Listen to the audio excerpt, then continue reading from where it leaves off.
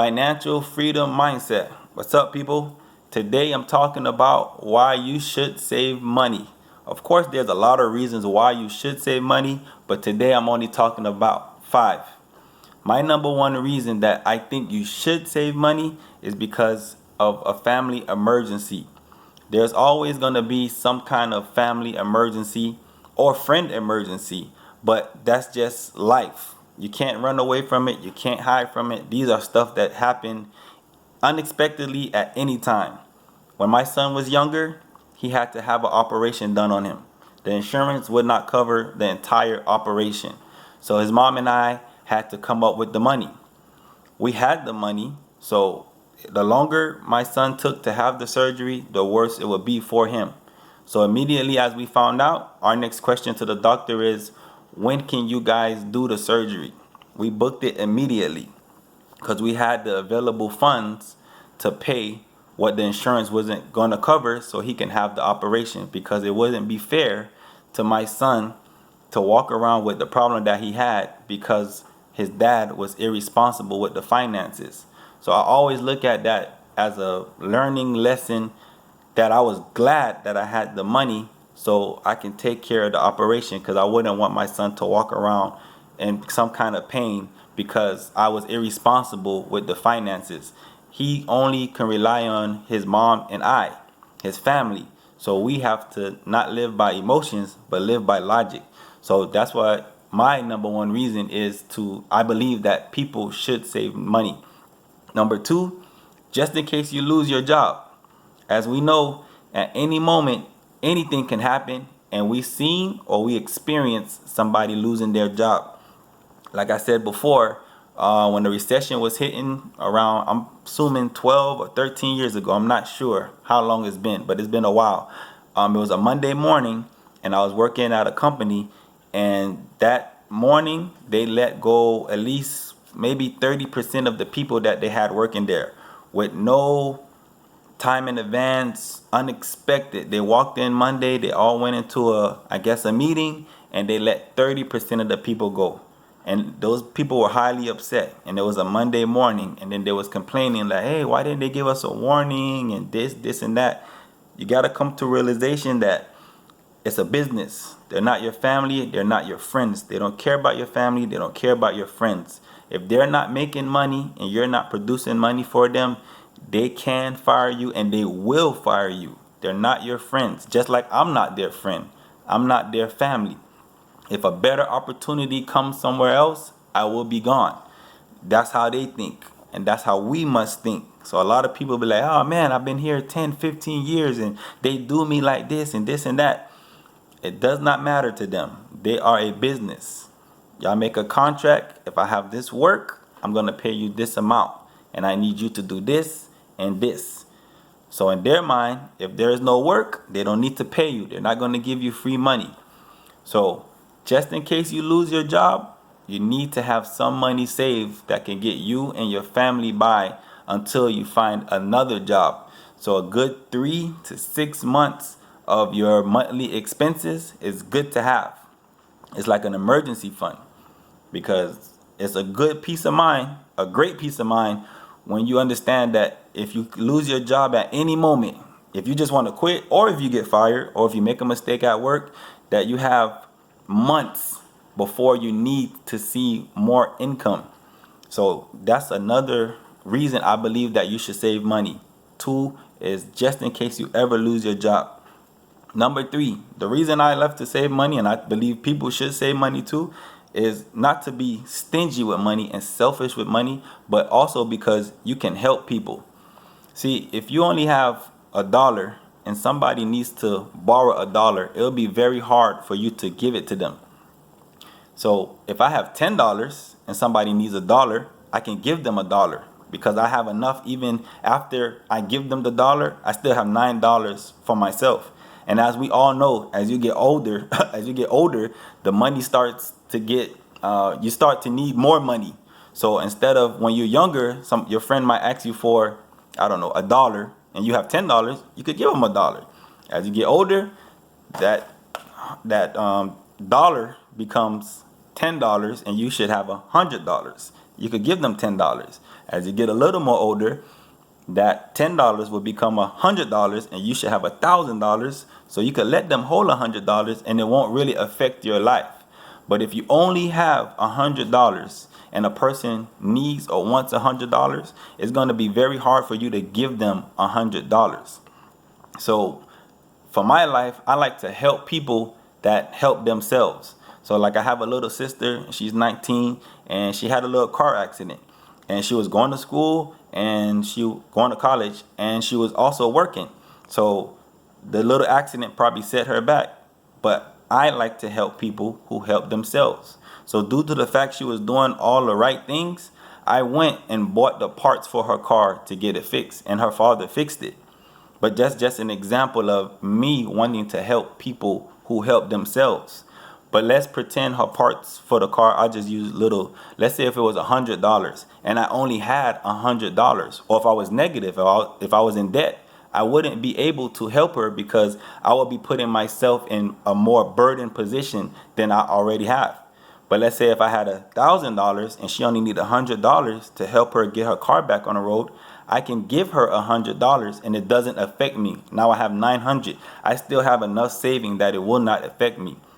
So that's my number 3 reason why I think people should save money, because you can help more. You can give more when you have enough to give. When your cup overflows, you can give to people and it don't hurt you. That's why you see people like Bill Gates, Oprah, and certain people, I guess they're philanthropists. They can give a whole lot of money to schools and to certain countries to help with aid, not AIDS, aid, AID, and help them to do certain things. You hear them giving away probably, I don't know, $50 million. But it's because they have billions of dollars. So 50 million to them is not a lot of money. It's a lot, but not a lot, because they have billions of dollars. But if you only have 50 million, you can't give away 50 million. So the more that you have, the more that you can give. And that's a great reason why I believe people should save money so they can also help people. My number 4 reason is you can always have money for opportunities. When opportunity presents itself, you will be able to take advantage of it. So, for example, and I said this on other videos before and also in the book that I wrote, I had friends that they buy and sell cars. So sometimes they come across a deal that maybe it won't be good for them, but it'll be good for me. So let's say they know somebody and the car engine is bad. The person doesn't have the money to fix the engine. The person just wants to get rid of the headache. So they will call me and ask me if I would like to take advantage of it and would I buy it. If it makes sense to me, I will buy it. If it doesn't, then I won't. But there's plenty of times that I get phone calls from people who are selling stuff at such a great deal because they needed the money. Because not just because their car wasn't functioning properly, but also because they was in a financial situation and they needed fast cash. And because I had the cash available, I was able to take advantage of the opportunity. And again, I didn't need it. So let's pretend they called me and they were selling a car for $3,000 and it's a certain car, but it valued $6,000. I'm just using that as an example. But the engine was bad. It would be a great opportunity for me to buy it at $3,000. But again, I could probably get an even better deal. I don't need the car. They need the money. So I could probably get the car for even $2,500. Just a better deal because that person is in whatever financial situation they're in and they need the money. And there's not a lot of people walking around with $3,000 at any given time to purchase the car. So it's just an example of what I was giving. It could be a car, it could be anything, a phone, whatever, laptop, game. If you go on OfferUp and Craigslist, you'll see people always selling certain things. And I've gotten great deals off of OfferUp and Craigslist. And people be like, man, Troy, how you get these deals? It's because some people are in financial situations and they need money fast. So they sell their good items at great price. And I'm in a position where I don't need it. I'm not living off emotions. I live off of logic. So if the price is not right for me, I just won't buy it.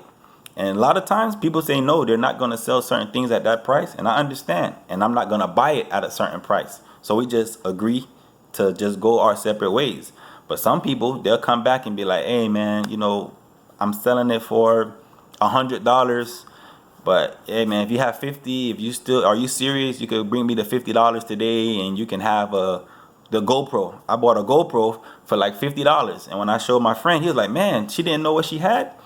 She just needed the money for whatever reason. I don't know her financial reason, but she needed the money at that time to whatever reason. Well, anyway, I got it for $50 and I got the deal.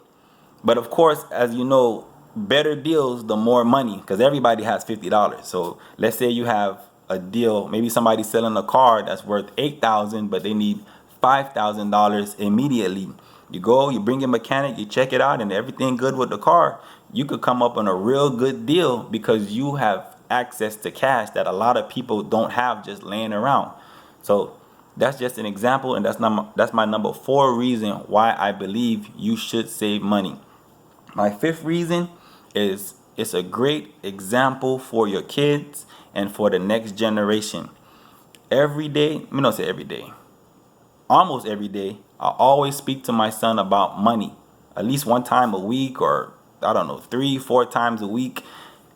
If you ask him and I'm not around, you ask him how does he earn money, he will say you have to work for money. And what do you do when you work for your money? You spend half and you save half. I have brainwashed him into always saying that. It's nothing wrong with getting what you want, but you should always save, then get what you want. I have been brainwashed since I was younger by television to always spend my money. Television never encouraged me to save my money. And as I got older and I start to read, I was learning that I wasn't doing it right. And I was in that financial situation at that time because I was just working and spending until I opened my eyes and said, man, this is not comfortable.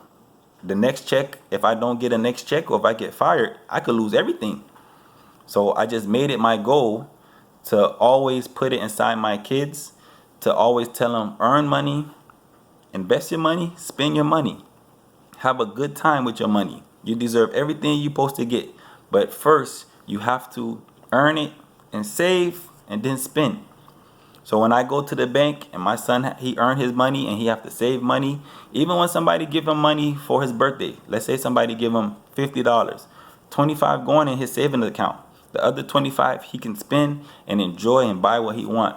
But I'm trying to show him and I'm trying to condition him to save. So when it's time to go to the bank, he goes with me. He does everything. I'm just there doing my debit card and my ID and everything like that. But at the end of the day, he's the one that's handing them their money. He gets his balance. He's excited. Like, Dad, my money is growing and da-da-da-da. But as he gets older, he'll see that his money will continue to grow. So I'm just trying to brainwash him into that. Also, it'll be the same for my daughter. Of course, she's 2, so I won't be walking her into the bank and letting her give them the money and stuff like that. But yes, it's a great example for our kids. Our kids need that when it comes to finances. All they see is television and toys, and they don't understand how and why they should save money. But you can be an example for them, because if they see you just spending and spending and spending, when they get older, they will follow the same cycle. It's hard to break certain cycles. That's why they say a lot of people that come from disadvantaged backgrounds and poor backgrounds, even when they go to the NBA or the NFL and they make $100 million or $25 million, 65% of them go broke because they don't have the mindset that comes with it. They end up just spending, not investing, and then spending. They just spend until they run out. And then they're mad and people took their money and so on and so on. But anyway, people, that's my 5 reasons. I'm not going to hold, the video's already going kind of long. I just enjoy talking about these things, and I just want to encourage everybody to try to save some money for you and your family, your loved ones, your mom, your dad, your daughters, your sons. Anyway, people, Financial Freedom Mindset is available on Amazon. Check it out. It's a good book. Buy it for someone. Recommend it to someone. All you got to do is change your mindset. If you do not change your mindset, you will forever be broke, no matter how much money you make, because you're going to still have the spending mindset. So, like the video, dislike the video, share the video, leave a comment. Thank you for watching. Next time, people, save that money.